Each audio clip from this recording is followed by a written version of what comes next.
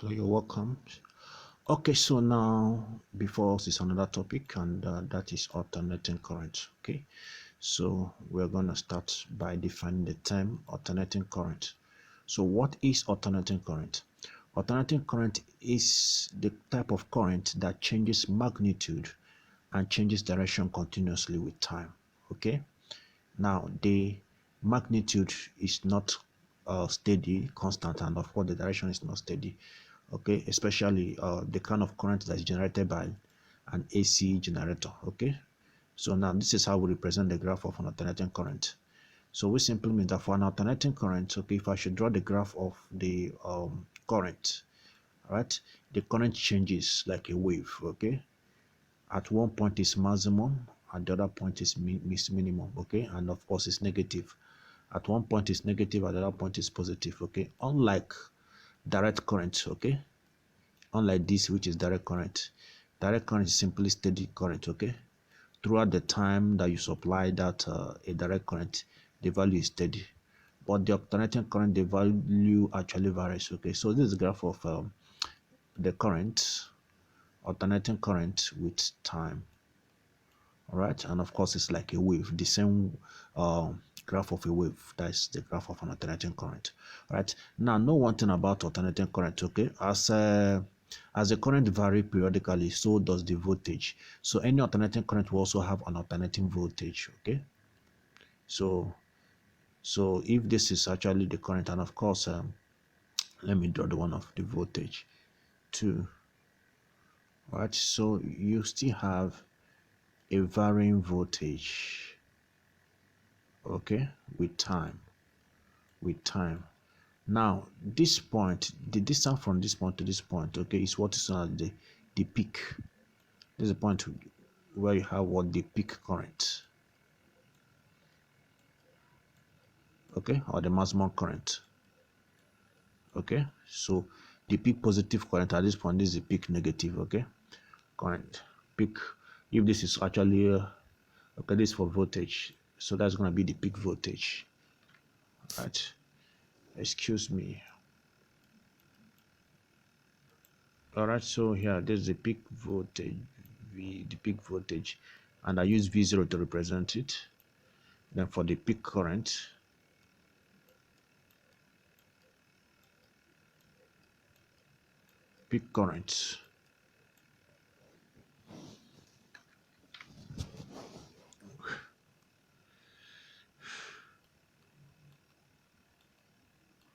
okay, I use IO or I0 to represent it. All right, so please take note of that. Now, so with this graph now, we can actually write the equation of an alternating current. Okay, the same way you can write the equation of a progressive wave, you can also write the equation of an alternating current, because it's a periodic function. All right, so now the equation of alternating current, for the current, the equation is given as I is equal to I0, which of course is the peak current. Okay, then sine omega t. All right, sine omega t, then of course plus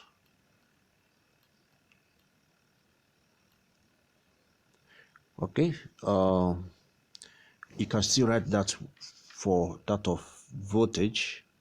The equation of a voltage is V0, maximum voltage, then sine, okay, omega t, then plus. All right, so now all these parameters, you know what? Okay, now the I0 or IO, we already know that's the peak, the maximum, okay, the peak current.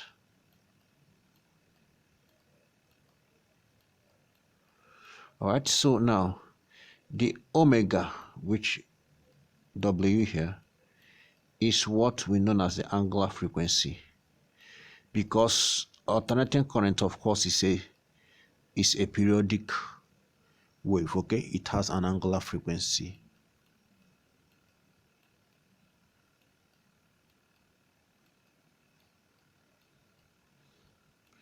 Then this phi here is what is known as the phase angle, or the phase difference, phase angle of the current or the voltage. All right. So now, what do I mean by the phase angle? As you can see, this graph of current and voltage, okay, of the alternating current. Now you discover that they start from the origin, okay. So the circular motion start from the origin. So the phase angle is 0. And you mostly get this whenever you connect an alternating current, okay? When you connect it across a resistor. Whenever you connect an alternating current, of course, this is the source, okay? This is how we write it. Across a resistor, okay? Both the current, okay, and the voltage, they will always be at the same phase, okay? The phase angle will be 0, all right? So the phase angle, so this point will be 0, this point will be 0. So you only have WT. The phi here will be 0, okay? But there's a situation where in some circuit, okay, circuit element, like when you have or inductors, a coil or a capacitor connected across the alternating current, that the voltage either will lead the current by an angle, okay, or it will lag behind the current by an angle. And we are going to look at all those components, okay. We call them reactive components, right? We call them reactive components. Capacitor is a reactive component that can actually cause a lag either in the voltage or in the current, okay? Or inductor is also a reactive component that can also cause a lag, but we're going to get there, okay? So let's just get to the next subtopic, right? Next subtopic, here we go. Okay, so we're going to talk about the average value, okay?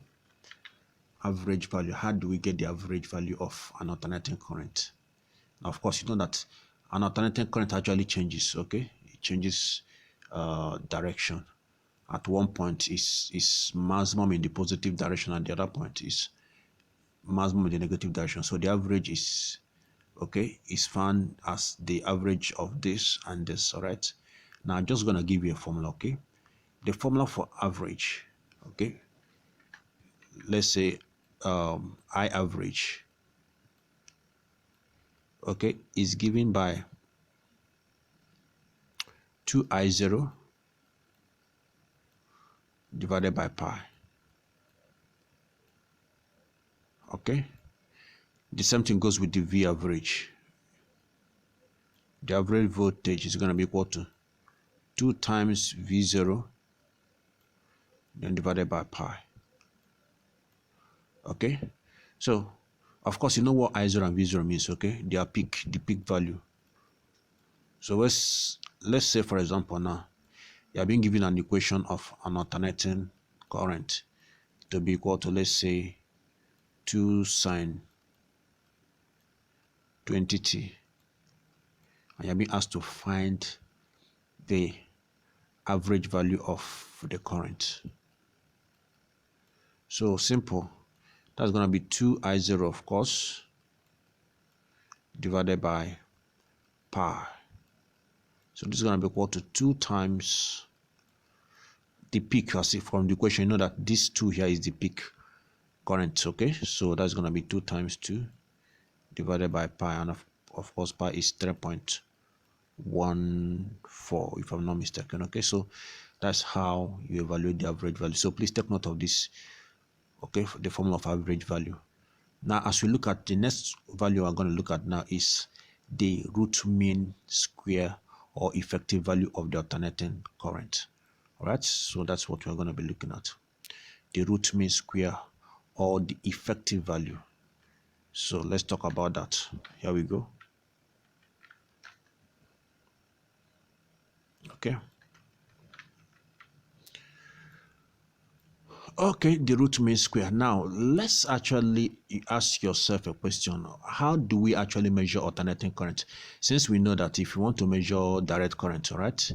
If you want to measure direct current, we simply use ammeter, and it will give you the value of the direct current. Okay, why? Because the current is steady. Okay, so if it is 2 ampere, the ammeter will read 2 ampere. But for the alternating current that is actually changing, how do you measure it?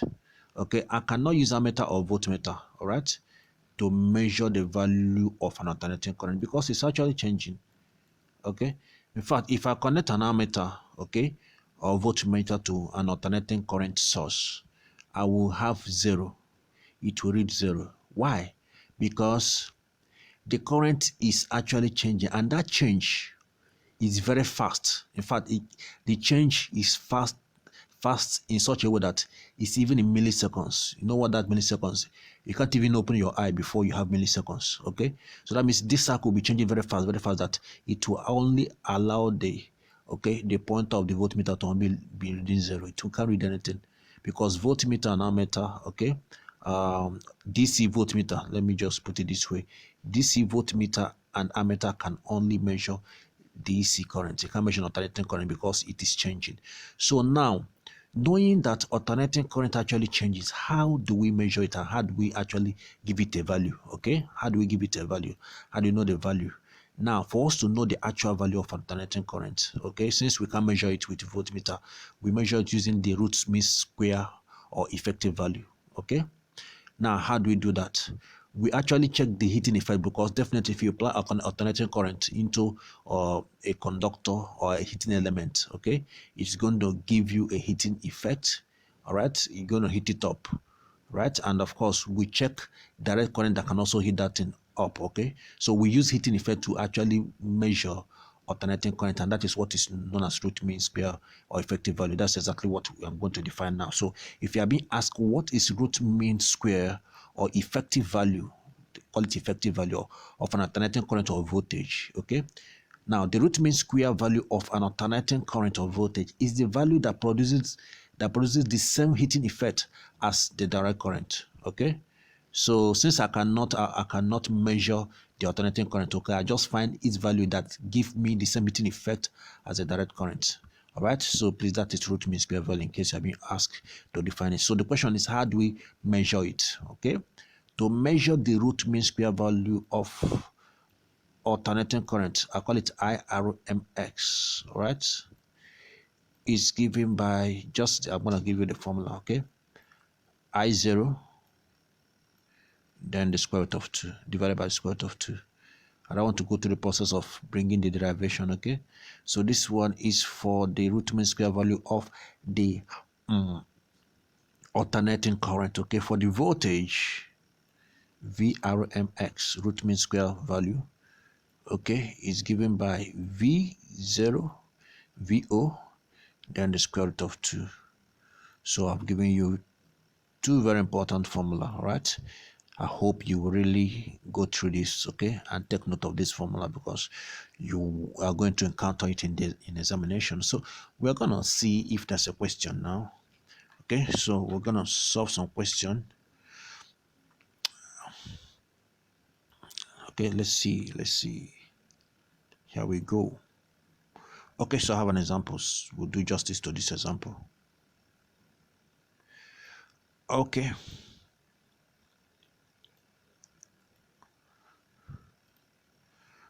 Okay, this one goes like this. 100-watt lamp is used on domestic AC supply of 20 volts. What is the effective value of the current consumed by the lamp? Okay, so now, as you can see here, the maximum current is not given. Okay, the peak current is not, but I can get the peak current. Now, of course, you are told solution. You already know, okay, that electrical power is given by, okay, power is always given by the current times the voltage. All right, the current times the voltage. So which simply means that, okay, if this is rated 1000 watt, the current here, okay, is the IRMS, because we use the IRMS value of the current, okay, to measure power, not the peak current, okay. So that means this current here must be the IRMS, okay. This is the formula for power. Please take note. Power is always current times voltage, right? So now this current is what? The IRMS. Okay, please, the effective current is the effective current that you can use to evaluate the power, the energy, anything, okay? It's always effective. So in this case now, we can get that effective, which is the IRMS value, right? That's going to be the power divided by the voltage. All right, so of course, the power, as the question stated, is 1000 watts. Then the voltage is 220. Okay, so I hope there's a calculator. Let's work with calculator.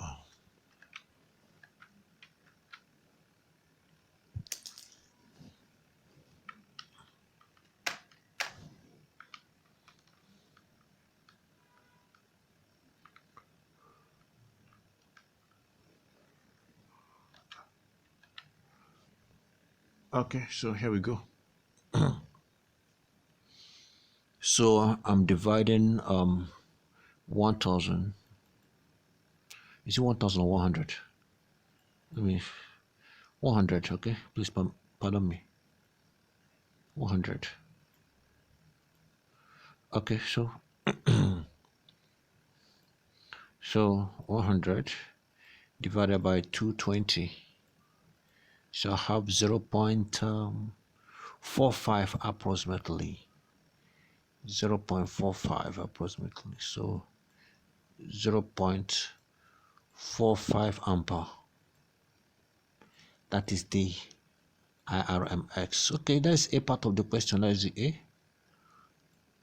Now the B is the RMS value of the voltage. Okay, the same thing I do to get that of the voltage. Now for me to get that of the voltage, please take note of the fact that okay, so take note of the fact that the supply is 220 volts, all right, and that supply 220 volt is the RMS value, okay. So that means the VRMX, because the supply is always measured in the root mean.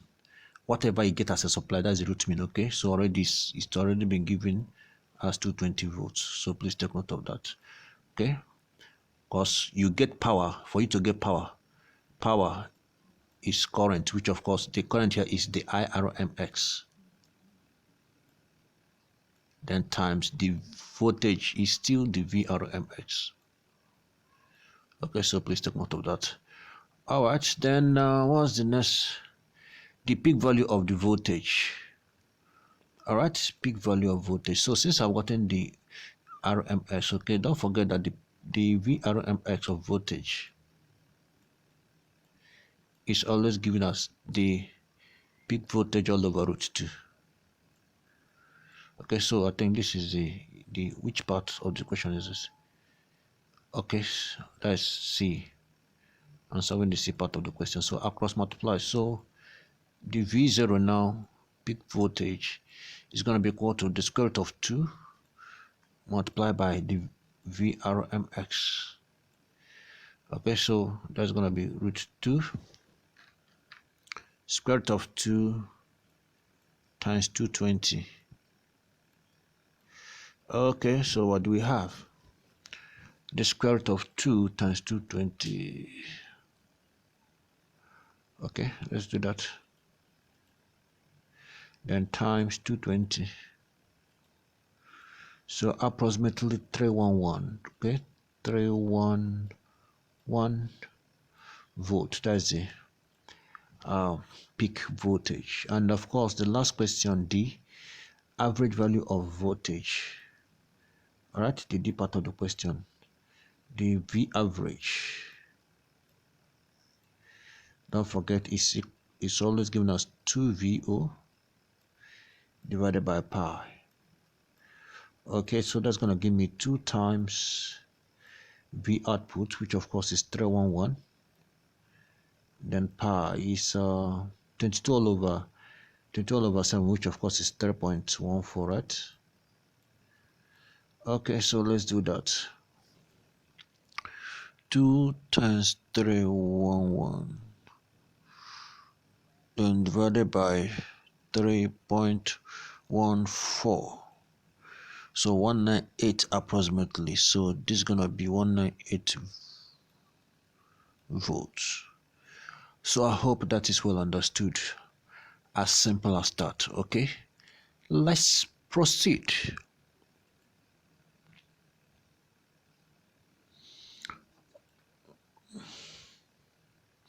Okay, so we're going to be talking about reactance in alternating currents. Okay, circuit. All right, so that's what we're going to be looking at now.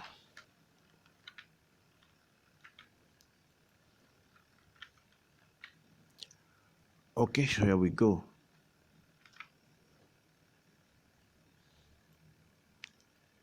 Okay, so here we go.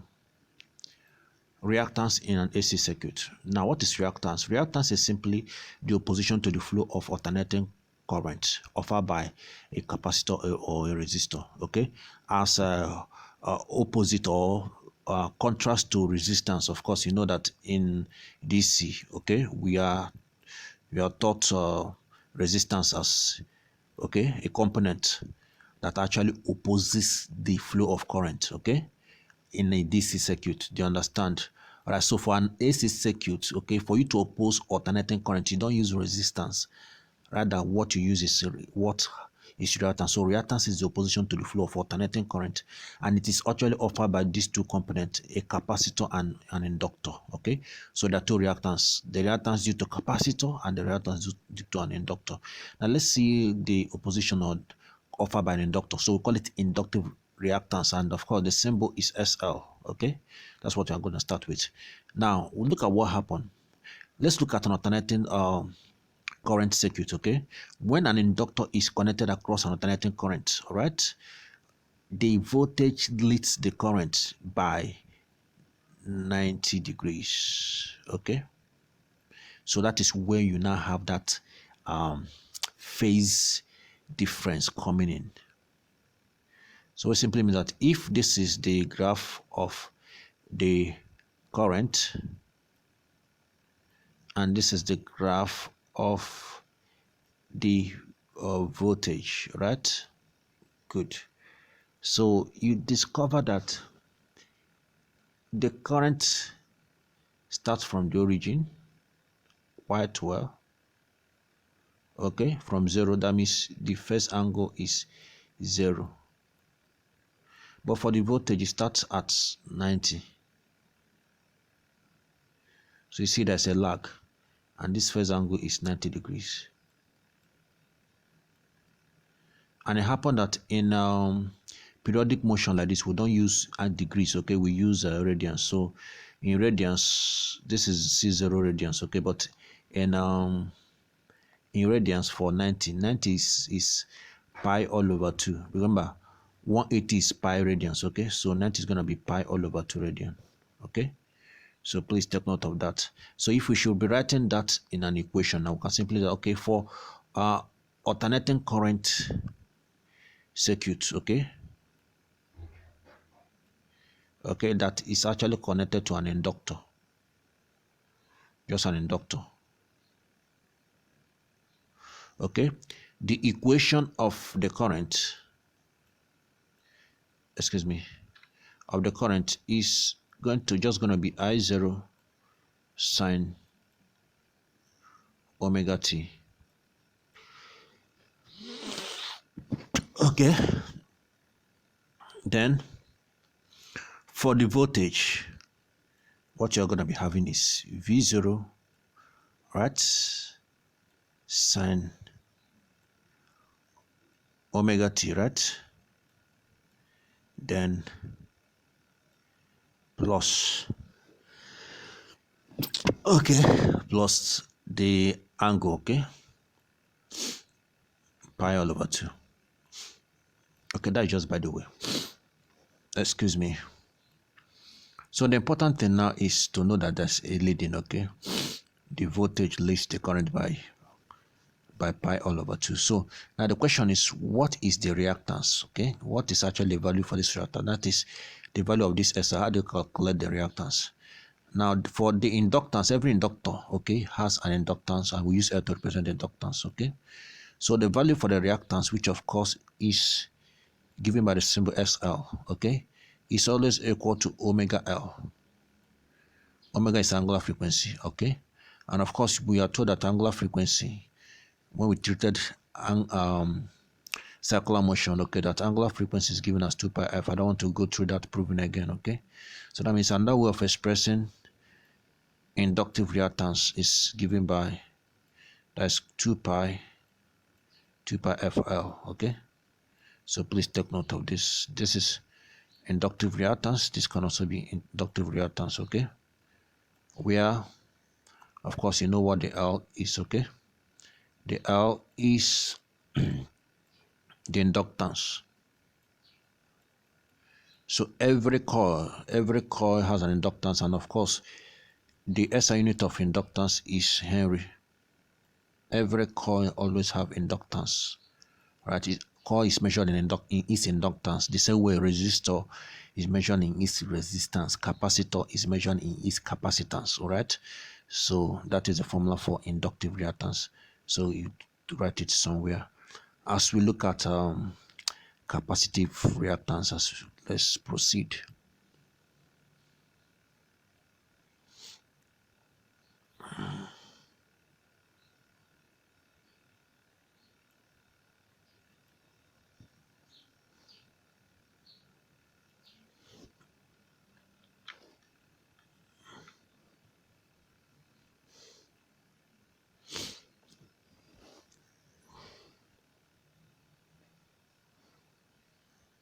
Okay. Now,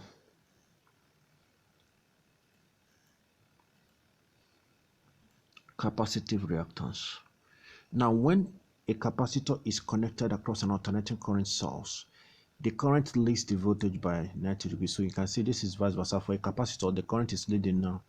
All right. Please take note, for a capacitor, the current is leading. All right. So which simply means that if I should actually write that in an equation, okay, the current can actually take, all right, if the current takes, let's say I0, okay, then sine omega t, okay, then of course the voltage is going to be lagging. The voltage lags, okay, by 90 degrees. So the voltage is going to be V0 sine then omega t, because of the lagging, okay, that will be minus the lag. It lags by 90 is pi all over 2. All right, so current is leading, voltage is lagging, okay. So please take note of that. Now the important thing is this: how can I evaluate the capacitive reactance? Okay, now the symbol for the capacitive reactance is SC, okay, capacitive reactance. So capacitive reactance is SC. We use the symbol.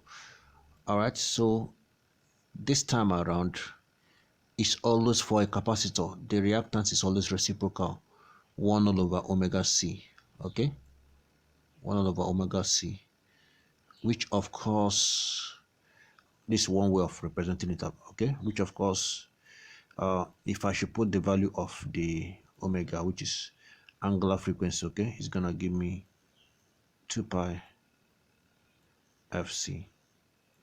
All right, so please take notes. So this is what is known as capacitive reactance.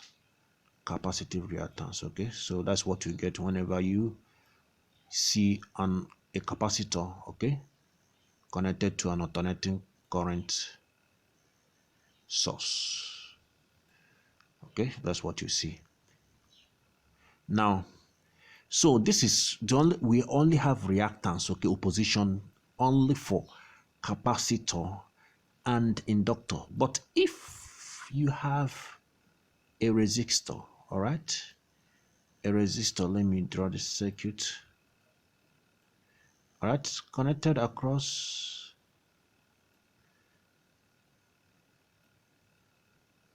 an alternating current source, okay, both the voltage and the current, they are in the same phase, okay, so there's no difference. So if I actually represent the phase, since there's no difference, okay, I can just use one line. Let's in a diagram, okay, because this is vector, is anything that has an angle, okay, is vector, is a vector. So we simply make current and voltage of an alternating current can be regarded as a vector quantity because they have magnitude and direction, okay. So for a resistor, okay, I can use a horizontal line to represent the fact that it's a reference, okay, both the current and the voltage, okay, is in the same phase, okay. But for, let's say, this horizontal line, okay, is for, let's say, it's for current, all right. So that means for a resistor, both current and voltage, okay, can be represented with a horizontal line, okay. But for an inductor, right, the voltage leads. So the voltage leads by 90 degrees, okay. So the voltage now goes up, leads this leading by 90 degrees. Okay, so it's for an inductor. This is now for SL, inductive reactance. Voltage is leading. Have you seen that? That's leading the currents, okay. Since current is horizontal, voltage is leading, that's by 90 degrees, okay. Then of course for a capacitor, the voltage is now lagging, so by 90 degrees. Lag means it's not going to be in the negative direction, all right. So this is what is known as vectorial or Argand diagram that we use in representing all the three, both capacitive reactance, inductive reactance, then a resistor, okay. And of course a resistor is not a reactance, so you use these three. Let me draw that again, okay. Horizontal first to represent a resistor, then use a perpendicular, okay, positive perpendicular line, which of course inductor, that shows the voltage of an inductor leads. Then you now use perpendicular, another line, perpendicular downward. This one is upward, this one is downward, okay. This one is leftward to represent the capacitor. So now the combination of this, remember this is all of them, they are vectors, okay.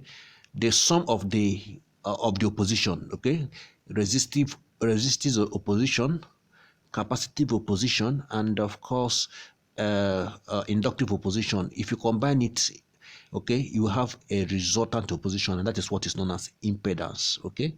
So that is impedance. Let's bring the notes. What is impedance? That's what we're going to be talking about now, okay. What is impedance? Okay, so let me clear up. So impedance is the total opposition, all right. So what is impedance? Impedance is the total opposition to the flow of current offered by resistor, inductor, and capacitor. So these three actually, okay, the combination of all these three, okay, gives you an impedance. And even if it's one is missing, or you just have just one, in as much as the total, just define impedance as the total opposition to current of in alternating current circuit. That is the total opposition to the current. Now let's see what you have here, this diagram, okay. This is a diagram of alternating current circuit, all right, that have resistor, inductor, and capacitor, okay. So the total opposition is going to be the combination of this. And how do we add them up? Remember, we add them up in a vectorial diagram, okay, in a vector form, okay. They have both direction and magnitude.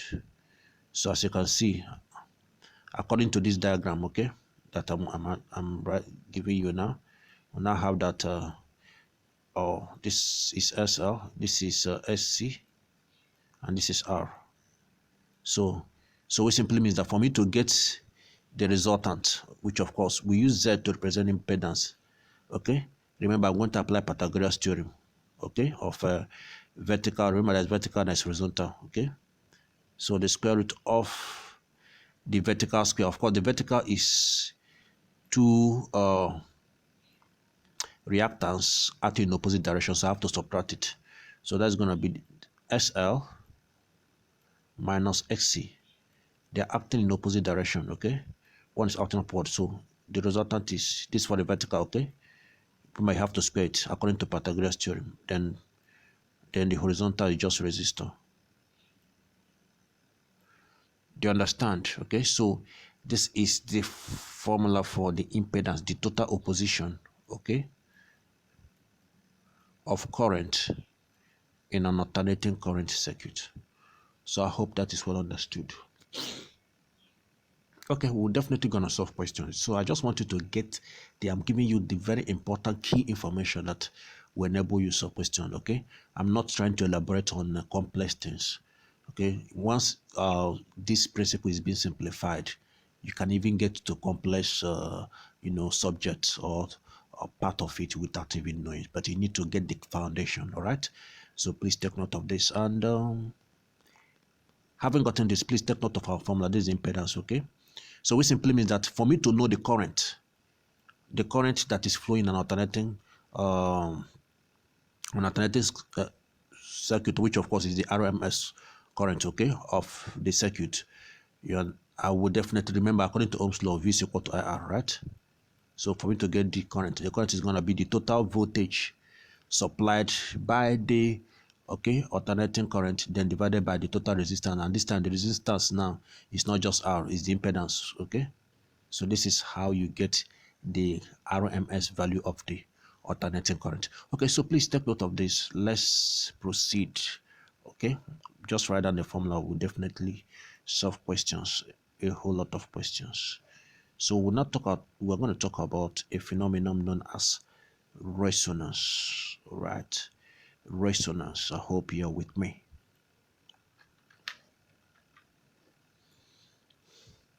Now, resonance in alternating current circuit. So what is resonance? Now, resonance occurs in an AC circuit at a frequency where the inductive reactance is equal to the capacitive reactance. Okay? Resonance causes maximum current to flow through the circuit. Yes. Okay? So once resonance occurs, you know that at that point we can say that SL, okay, is equal to AC. Please take note. That's when resonance occurs. Okay? Resonance occurs in alternating current circuit when SL inductive reactance is equal to the capacitive reactance, right? This is when resonance occurs.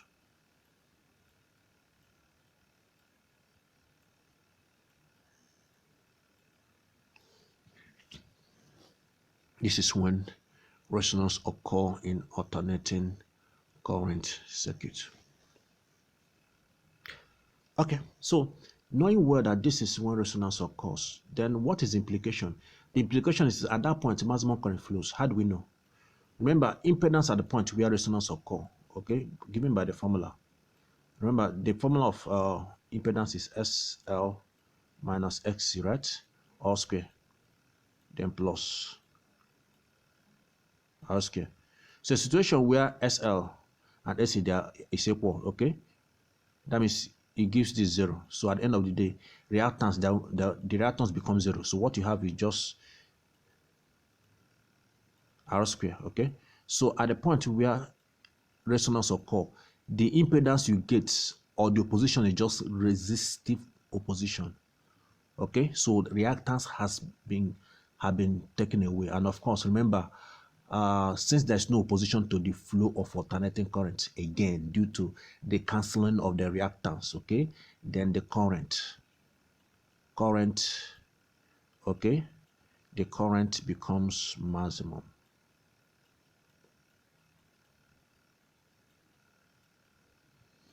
Okay, so at resonance, current is always maximum. Why? Because the reactance actually cancels out to give you 0 or little, okay, opposition to the flow of alternating current. So please take note of that. All right. So now, if we should draw a graph to represent this, I want to draw a graph of okay, that's what is known as. So the next thing we're going to do is, okay, we want to find resonance frequency. So because from the definition, okay, resonance occur at the AC at a frequency. So there's a frequency where resonance occur, okay, a frequency where inductive reactance and capacitive reactance, okay, becomes equal. Remember, okay, most times, let's say, for example, okay, you have a radio, and of course, radio connects to a signal, radio signal, and radio signal is simply an alternating current, okay? It's an alternating current that is actually sent to the air. So you tune your radio to get a signal, and what you're trying to do, you're tuning your radio to get a particular frequency, okay?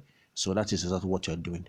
You're adjusting, and that your radio tuner is made up of capacitor and inductor. So what you're trying to do, you're trying to get a resonance point where, okay, maximum current flow, so that you will hear audibly the signal that is coming in. So at that point, you're looking at a point where a frequency that will make the inductive capacitance to be equal to capacitive inductive reactance, sorry, to be equal to capacitive reactance. Okay, so we are looking at what frequency.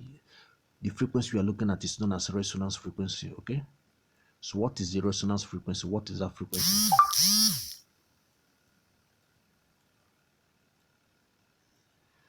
Okay, so let's see how we get that resonance frequency. So of course we know that SL from the formula is always given as 2 pi FL, okay, which of course is equal to SC. SC we already know that is 1 all over 2 pi FC. So the F is what I'm actually looking for, resonance frequency. So if I should cross multiply, okay, if I should cross 2 times 2 will give me 4, right? Pi times pi will give me 4, will give me pi square. F times F will give me F square. L times C will give me LC. Then 1 times 1, okay, is equal to 1. I'm cross multiplying. So for me to get the frequency now, F squared, that's going to be equal to 1 all over this 1 all over, okay, 4 pi square LC, right? So for me to now get F, remember I have to square root the other side to remove this square, okay? I have to square root the other side of the equation. That's going to be 1 all over 4 pi square, then LC, okay? So of course, if I square root of 1 is still 1, okay? Square root of 4 is 2. Square root of pi square is pi, because square root will cancel square, okay? Then since this is, I can't get the square root of L, I can just allow the LC to be inside the square root, okay? So this is what is known as the, let me call it F0, okay? It's what is known as the resonance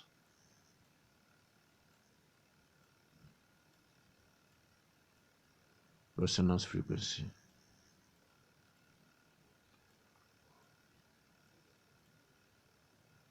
Resonance frequency.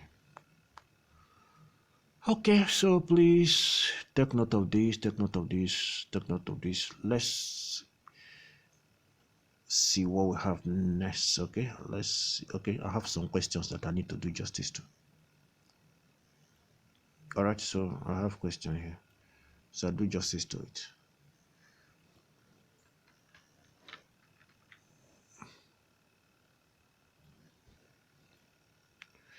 Okay, so this question, I hope you can see it. So it goes like this.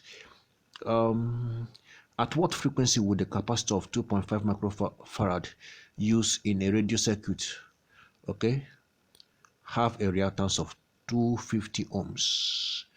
So the reactance, remember, reactance is opposition, so it's also measured in ohms, okay? So here we are looking at the capacitive, the frequency, okay, of the capacitive reactance, all right? So this is going to be, remember the formula, SC is 2 pi F, excuse me,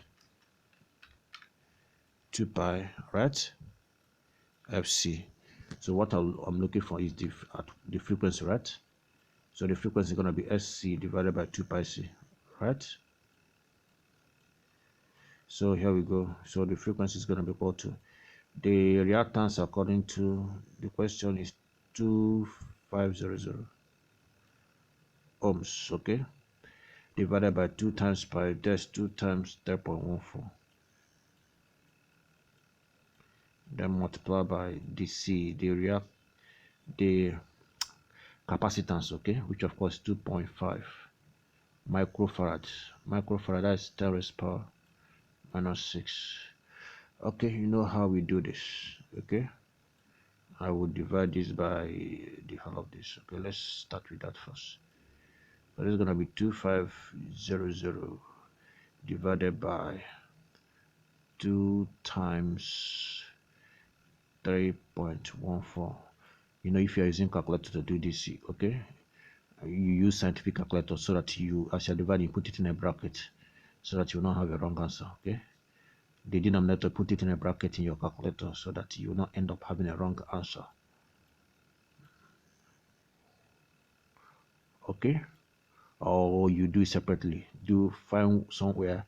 Okay, evaluate the denominator first, then write it down again and do the division. Okay, so I hope that's understood. So I'm having 159. Okay, then don't this what's this divided by all of the, then the 10 raised power minus 6. Remember, the minuses will come up, okay, to become plus 6. That will be 10 raised power 6. All right, reciprocal.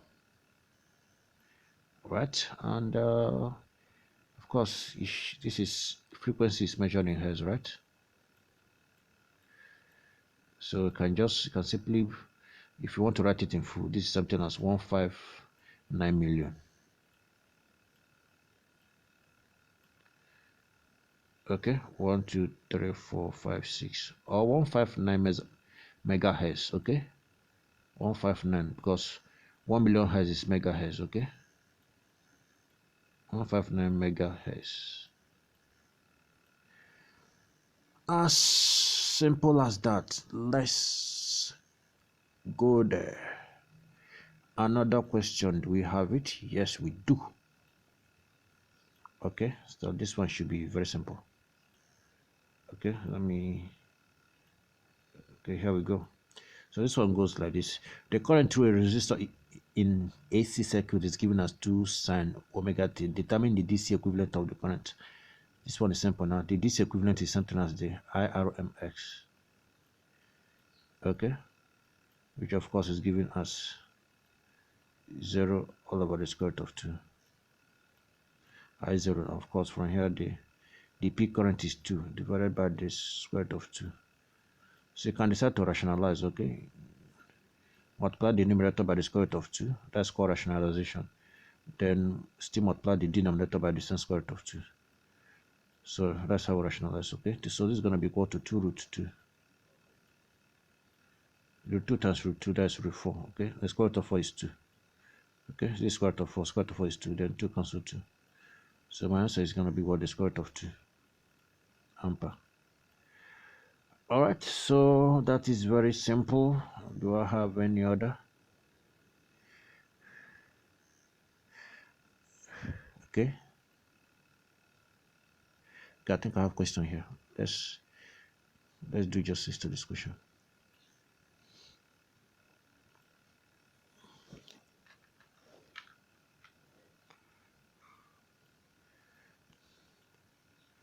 Okay, so let me complete it. Here we go.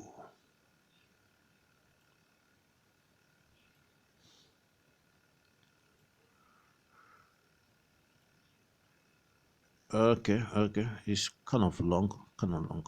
Okay, so it goes like this. A coil of inductance 0.07 Henry. Okay, a resistor of resistance 8 ohm and a capacitor of capacitance 0.001 farad are connected in series in an AC source of frequency. Okay, the frequency of the AC source is 500 pi hertz. Okay, if the RMS voltage across the coil, the resistor and the capacitor is 30 volt, 20 volt, and 70 volt. Draw the vector diagram. Okay, this is easy. Okay, the vector diagram is simply what we did before, because you're looking at the vector diagram across each of them. Vector diagram across resistor, across capacitor, already know how we do that. It's easy. Okay, the one across resistor is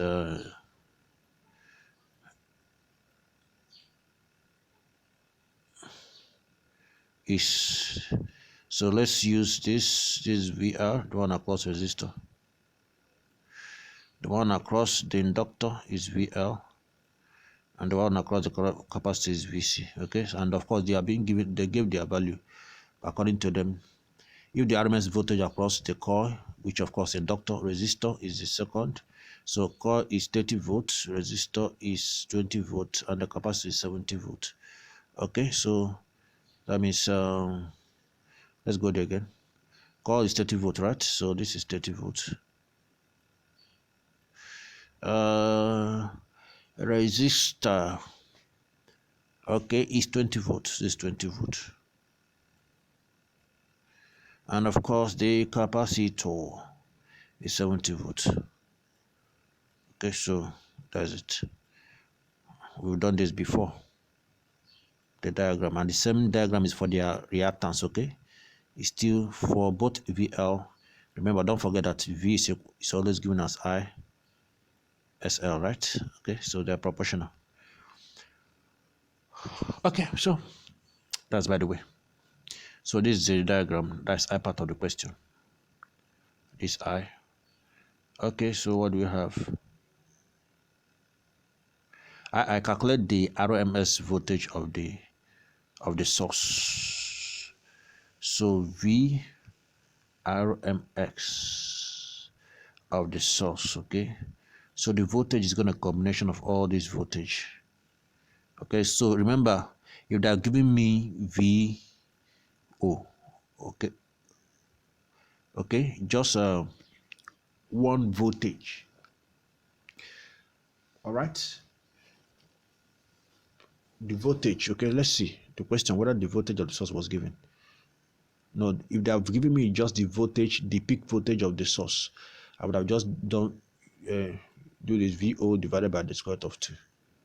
Okay, but rather they gave me the sum of, because it's the voltage of the source that is divided between the inductor, this and this. Okay, they are vector sum. All right, so the same way I calculate impedance, that's how we still calculate the total voltage, because the VRMS is definitely the total voltage that is being delivered by the source. Okay, the alternating current. Okay, so that's still the same way.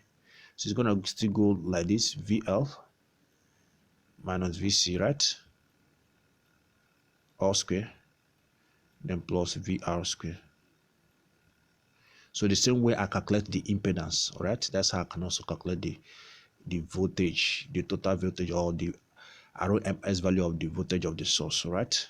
So I can only use this. Please take note of this so that don't confuse it.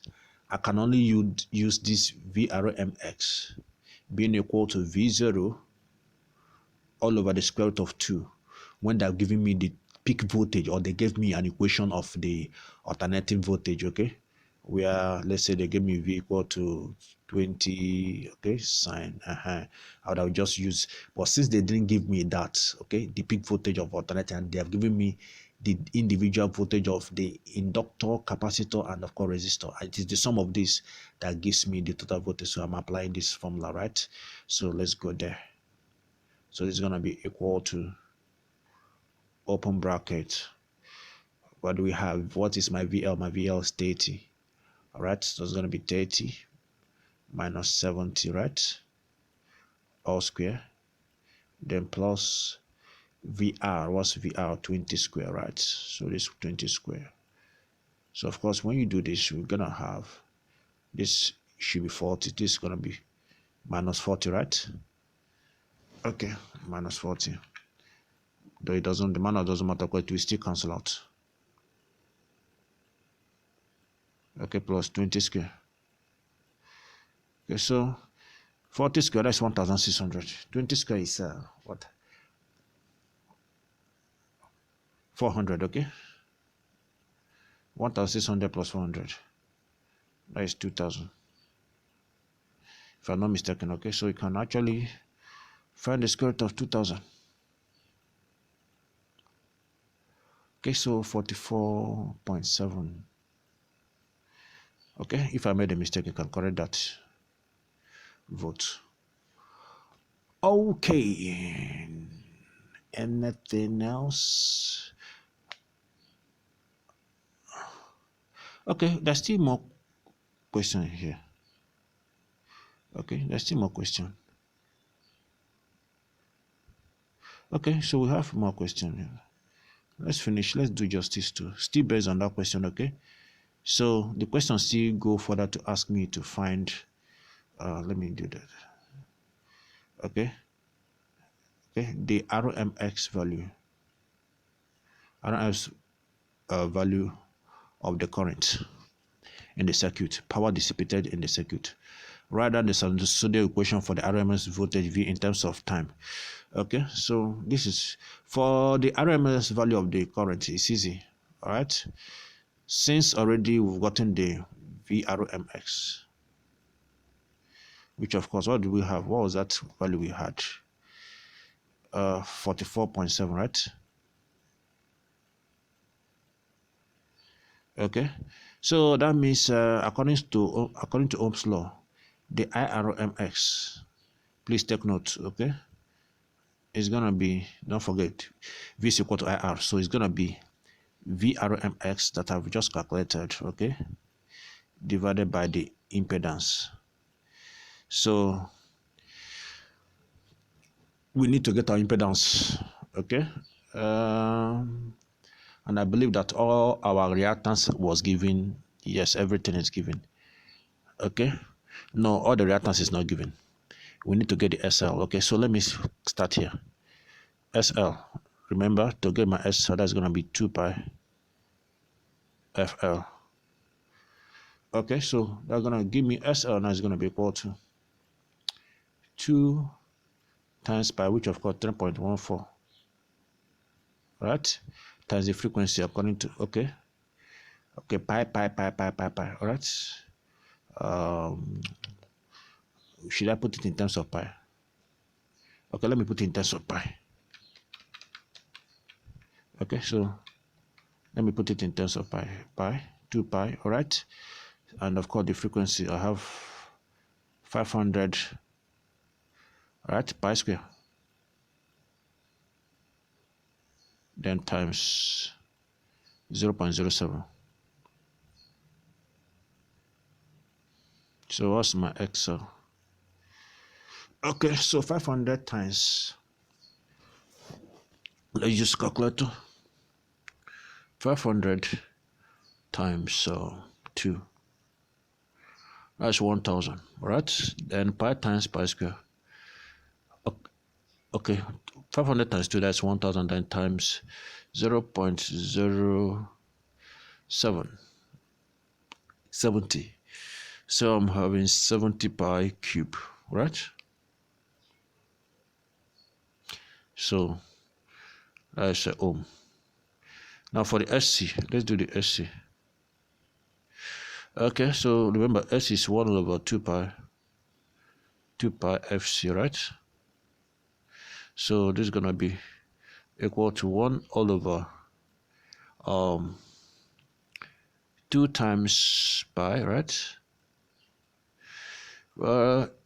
What is my F? Okay, times, of course, 500 pi, then times the C. What was that C? 0.01. 0.001. Okay, so let's do this.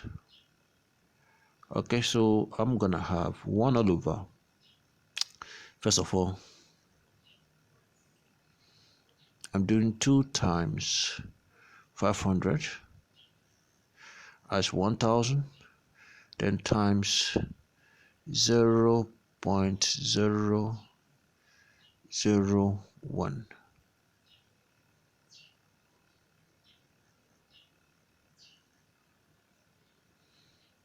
Did I make mistake here? Okay, there's a mistake here. This is just pi, all right? So pi times pi, that's pi square, okay? Right. Okay, so now let's go to do what I'm doing. Okay, that's 1. 2 times 500 times 0.0, that's 1, okay? So I have 1 all over pi square.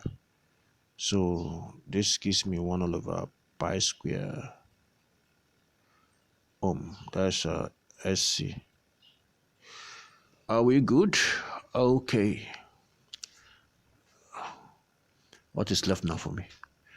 Okay, I've gotten my AC. Now, of course, the resistance. What's the value of the resistance? I need the R. Okay, resistance is 8 ohm.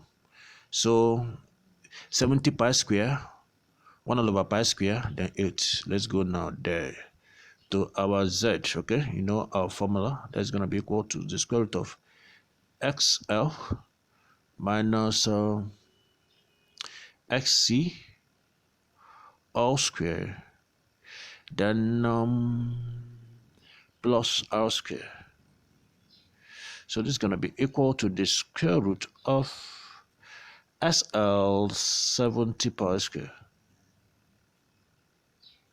minus XC 1 over pi square all square plus that's 8 square, right? Resistor 8 square, am I mistaken? Resistor is 8, okay? So 8 square. Okay, so let's do justice to this. Okay, here we go. So I have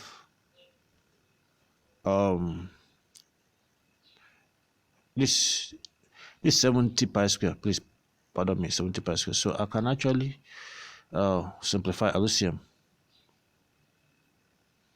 Okay, so that's going to be 70 pi square. Okay, 70 pi raised to the power of 4 minus 1 all over pi square. Okay, all square. Is it really necessary? Okay, then plus a square. So I think going through all this, I'll see to solve this. I hope you can actually do this, all right? Just for you to simplify this. After you're done simplifying it, okay? And that's going to be your assignment. Do that. It's easy. All right? So you put the Z. Just get your calculator, get this in work done. Then put it in this formula. You get your IRMX. That's for the power. Remember, the question is also the power. Of course, I've told you that power, okay, is IRMX, which of course you're going to calculate with this, then times VRMX, which I've already gotten. So I think once you know the principle behind this formula, right, you can solve any question. You can solve any question whatsoever. All right, see you in the next video. Thank you very much.